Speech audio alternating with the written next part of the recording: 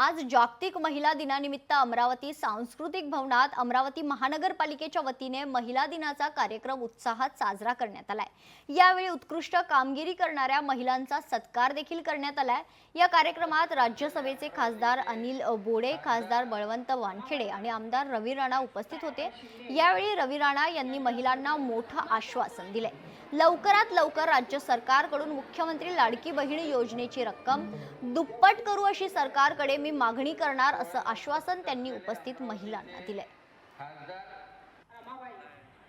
महिलांना जो खऱ्या अर्थानं एक चांगला मदतीचा हात दिला त्याबद्दल मी राज्य सरकारचं मनापासून अभिनंदन करीन की जो आज महिलांना एक फूल नाही तर फुलाची पाकळी म्हणून या महिलांसाठी काय केलं पाहिजे ते या राज्य सरकारच्या माध्यमातून लाडकी बहिणा म्हणून ही योजना आणून खऱ्या अर्थाने एक मोठं काम केलेलं आहे।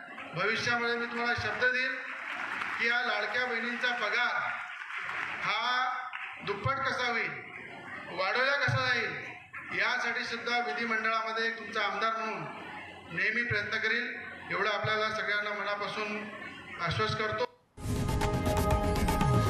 लोकशाही मराठी ऐका, पहा, जागरूक रहा।